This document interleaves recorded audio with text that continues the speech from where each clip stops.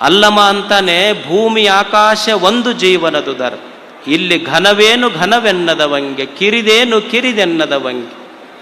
ಯಾವುದು ಸಣ್ಣದು ಯಾವುದು ದೊಡ್ಡದಂತೀಯಪ್ಪ ಈ ಜಗತ್ತಿನಲ್ಲಿ? ಸೂರ್ಯ ಬಹಳ ದೊಡ್ಡವ, ದೀಪ ಸಣ್ಣದು ಅಂತ ಅನ್ಲಿಕ್ಕಾಗ್ತತೇನು?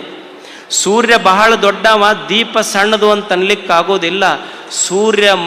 ಸೂರ್ಯ ಜಗತ್ತನ್ನು ಬೆಳಗಬಹುದು, ಆದರೆ ಮನೆಯ ಕತ್ತಲೆ ಕಳಗಬೇಕಾದ್ರೆ ಸೂರ್ಯ ಮುಳುಗದ ಮೇಲೆ ದೀಪವೇ ಬೇಕಾಗ್ತದೆ, ದೀಪ ಸಣ್ಣದನ್ಲಿಕ್ಕಾಗೋದಿಲ್ಲ. ಏನು ಹೂವು ಭಾಳ ಚಲೋ, ಬೇರೆ ಕನಿಷ್ಠ ಅನ್ಲಿಕ್ಕಾಗೋದಿಲ್ಲ. ಯಾಕಂದ್ರೆ ನೀರು ಕಳಿಸದೆ ಇದ್ರೆ ಹೂವು ಒಣಗಬೇಕಾಗ್ತದೆ. ಹೂವು ಮುಖ್ಯ, ಬೇರು ಮುಖ್ಯ ಜಗತ್ತಿಗೆ.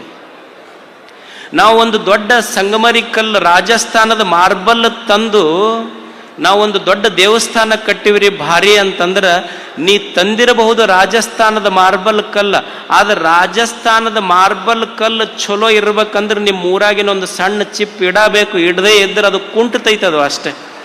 ಎಲ್ಲವೂ ಬೇಕಾಗ್ತದೆ. ಇಲ್ಲಿ ಯಾರೂ ಸಣ್ಣವರಲ್ಲ.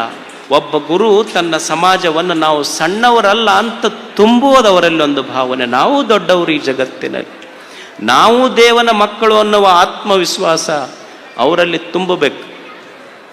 ಯಾರೂ ಸಣ್ಣವರಲ್ಲ. ಇಲ್ಲಿ ನಮ್ಮಲ್ಲಿ ಕೀಳರಿಮೆ ಇರಬಾರ್ದು. We should never have inferior complex. ನಮ್ಮೊಳಗಿರಬಾರ್ದು. ಒಂದು ಸುಮ್ಮನೆ ಕತೆ ಹೇಳ್ತೀನಿ ಕೇಳಿ. ಒಂದು ಹುಡುಗಿ ವಯಸ್ಸಿಗೆ ಬಂದಿತ್ತು, ಅವ್ರ ಅಪ್ಪ ಮದುವೆ ಮಾಡ್ಬೇಕಂತಿದ್ದ. ಅದಕ್ಕೆ ಮದುವೆ ಮಾಡ್ಕೊಳ್ಳುವಾಗ ಅವ್ರ ಅಪ್ಪ ಹೇಳಿದ್ನಂತ ಹುಡುಗಿಗೆ, ನೋಡವ ಮತ್ತು ನಿನಗೆ ವರ ನೋಡಕತ್ತೀವಿ, ಅಲ್ಲಿ ನಮಗೆ ಗೊತ್ತಿಲ್ಲಾರ್ದ ಮಂದಿಗೆ ಏನು ಹುಡುಕೋದು, ನಮ್ಮ ಓಣ್ಯಾಗ ಮತ್ತು ನಮಗೆ ಗೊತ್ತಿದ್ದ ಹುಡುಗ ಕಲ್ಲು ಹೊಡಿತಾನ, ಕಲ್ಲು ಹೊಡಿಯು ಹುಡುಗನ ಮದುವೆ ಆಗುವ ಅಂತ. ಅವಾಗ ಹುಡುಗಂತೂ ನಾ ಕಲ್ಲು ಹೊಡೆ ಹುಡುಗಿಗೆ ಮಾತ್ರ ಮದುವೆ ಆಗೋದಿಲ್ಲ ಅನ್ಲಕ್ಕೆ. ನಾ ಮದುವೆ ಆಗೋದಾದ್ರೆ ಅವ ಭಾರಿ ಶಕ್ತಿವಂತಿರ್ಬೇಕು, ಅಂಥವ್ನ ಮದುವೆ ಆಗ್ತೇನೆ. ಅವ್ರಪ್ಪ ಅಂದ, ಮತ್ತು ನಮಗೆ ಕಲ್ಲು ಹೊಡೆ ಹುಡುಗ ಇಲ್ಲೇ ಓಣ್ಯಾಗ ಮಗ್ಗಲ್ ಗೊತ್ತೈತಿ, ಅದಕ್ಕೆ ಮದುವೆ ಆಗಿ ಬಿಟ್ಟಿದ್ರೆ ಮುಗಿತಿತ್ತು. ಅಂಥ ಶಕ್ತಿವಂತನ ಎಲ್ಲಿ ಕರ್ಕೊಂಬರಿಲ್ಲ ನಾನು, ನೀನ ಹುಡುಕು ಅಂದವ. ಅವಾಗ ಅಕ್ಕಿ ಹೇಳಿದ್ಲು, ಬ್ಯಾಡ ನಾನ ಹುಡುಕ್ತೀನಿ ಅಂತ ಚಂದ್ರನನ್ನು ಕೇಳಿದ್ಲಕ್ಕೆ. ಚಂದಮಾಮ ನೀ ಭಾಳ ಚಂದ ಕಾಣ್ತೀನಿ, ನಿನಗೆ ಮದುವೆ ಆಗ್ತೀನಿ. ಅವ ಚಂದ್ರಂದ, ನೋಡವ ನಮಗೇನು ನೋಡಕ್ಕಷ್ಟ ಚಂದ, ನಾವು ಅದು ಸ್ವಂತ ಬೆಳಕಿಲ್ಲ, ಸೂರ್ಯನ ಬೆಳಕು ಬಿದ್ದ ಮೇಲೆ ನಮಗೆ ಬೆಳಕು ಬರ್ತೈತೆ ಅಷ್ಟೇ. ನಮ್ಮ ಬೇಡ, ನೀ ಮದುವೆ ಆಗದಿದ್ರೆ ಸೂರ್ಯಾಗ ಮದುವೆ ಆಗ. ಅವ ಸೂರ್ಯನಿಗೆ ಕೇಳಿದ್ಲಕ್ಕಿ. ಅವ ಸೂರ್ಯ ಅಂದ, 15 ಲಕ್ಷ ಕಿಲೋಮೀಟರ್ ದೂರ ಇದ್ದಿದ್ದಕ್ಕೆ 50 ಬಿಟ್ಟು 56 ಅಲ್ಲೇ ಹೋಕ್ಕವು. ಆ ತಾಪಕ್ಕೆ ನೀನು ನನ್ನ ಮದುವೆ ಆಗ್ತೀವ? ಬೇಡ.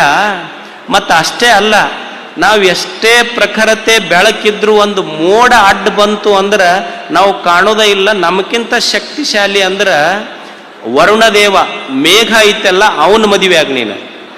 ಆ ಹುಡುಗಿ ಆ ಮೇಘದೂತನ ಹತ್ರ ಹೋತು. ಮೇಘದೇವನಿಗೆ ಕೇಳಿ, ಅಲ್ಲ ನಿನಗೆ ಮದುವೆ ಆಗಬೇಕಂತ ಮಾಡೀನಿ. ಅವಾಗ ಮೇಘದೂತ ಹೇಳ್ದ, ಮೇಘದೇವ ನಮ್ಮದೇನು ಬೇಡವ, ನಮ್ಮದೇನು ಶಕ್ತಿವಂತರ ನಾವು ಅಲ್ಲ, ಒಂದು ದೊಡ್ಡ ಕಲ್ಲಿನ ಗುಡ್ಡ ಹಿಂಗೆ ನಿಂತು ಅಂದ್ರೆ ಮೋಡಗಳು ನಾವು ಎಷ್ಟೇ ಫೋರ್ಸ್ ಆಗಿ ಹೋಗ್ಲಿ, ಆ ಕಲ್ಲಿನ ಗುಡ್ಡ ನಮಗೆ ಹಿಡ್ಕೊಂತು ಅಂತಂದ್ರೆ ಮುಗಿತು, ನಾವು ಮುಂದಕ್ಕೆ ಹೋಗಕ್ಕೆ ಬರೋದಿಲ್ಲ. ನೀ ಮದುವೆ ಆಗೋದಿದ್ರೆ ಕಲ್ಲಿನ ಗುಡ್ಡಕ್ಕಾಗಂತ. ಆ ಹುಡುಗಿ ಆ ಕಲ್ಲಿನ ಗುಡ್ಡಕ್ಕೆ ಕೇಳಿದ, ಅಲ್ಲ ನೀ ನನಗೆ ಮದುವೆ ಆಗಿ, ನೀ ಬಹಳ ಶಕ್ತಿಶಾಲಿ ಅಂತಾರ.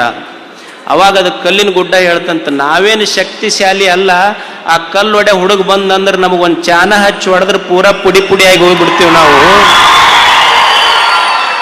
ನೀ ಮದುವೆ ಆಗೋದಿದ್ರೆ ನಿಮ್ಮ ಓಣ್ಯಾನ ಕಲ್ಲು ಹೊಡೆ ಹುಡುಗಾಗ ಅಷ್ಟೇ, ನೀ ಏನು ಆಕಾಶದ ಕಡೆ ನೋಡಬೇಡ ಅಂತ. ಅಂದ್ರೆ ಯಾರೂ ಸಣ್ಣವರಿಲ್ಲ, ಎಲ್ಲರೂ ದೊಡ್ಡವರು ಈ ಜಗತ್ತಿನಲ್ಲಿ ಅಷ್ಟೆ. ಅದಕ್ಕೆ ಒಬ್ಬ ಗುರು ಒಬ್ಬ ಶಿಷ್ಯನಲ್ಲಿ ಅರಿವನ್ನ, ವಿಚಾರವನ್ನ, ಜಾಗೃತಿಯನ್ನು ಮೂಡಿಸುವವನು ನಿಜವಾದ ಗುರು.